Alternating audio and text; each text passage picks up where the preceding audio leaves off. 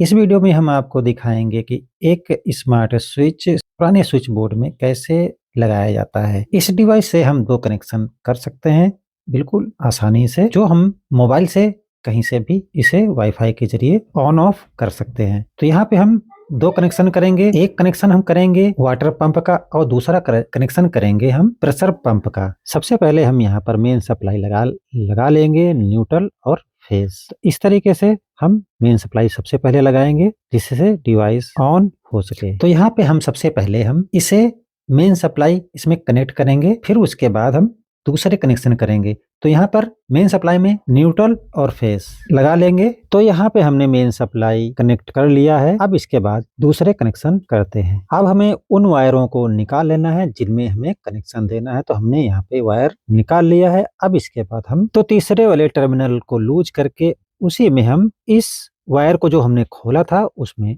लगा देंगे और उसको अच्छी तरीके से टाइट कर देंगे। बिल्कुल स्पार्क न होने पाए, खींच के जरूर आपको देख लेना है। तो इस तरीके से जो कनेक्शन हमने स्विच से खोला था वो हमने यहाँ पर तीसरे वाले टर्मिनल में कनेक्ट कर दिया है। फिर इसके बाद एक वायर का टुकड़ा हम और लेंगे जितना हमें जरूरत है। फिर इसके बाद हम जो हमारा 5वां टर्मिनल होगा उसी में कनेक्ट करेंगे और उसके बाद हम जिस स्विच में हमने वायर को खोला था उसी स्विच के ऊपर वाले सिरे में लगा देंगे। नीचे तो हमारी सप्लाई लगी होती है, तो वहां पे हमें इसको नहीं लगाना है। जहां से हमने खोला था वहीं पे इस वाली वायर को वहीं पे हम इसे लगा देंगे और अच्छी तरीके से उसको टाइट कर देंगे। तो इस तरीके से हमने एक कनेक्शन यहाँ पर कर लिया है। अब इसके बाद इसकी हम कर लेते हैं टेस्टिंग। तो यहाँ पे डिवाइस हमारा एकदम चालू हो गया है, इसको सप्लाई मिल चुकी है। अब इसे हम इसका जो ऐप होगा वो मोबाइल में इंस्टॉल करेंगे और उसके बाद हम इसको चेक करेंगे। हमने इसे वाईफाई से कनेक्ट कर लिया है। अब मोबाइल से हम इसे ऑपरेट कर सकते हैं। तो ये हमारा पंप का कनेक्शन था, तो यहाँ पर ये आसानी से इसे ऑन ऑफ कर पा रहे हैं। तो इस तरीके से हम दूसरा भी कनेक्शन करेंगे, वो होगा हमारा प्रेशर पंप का।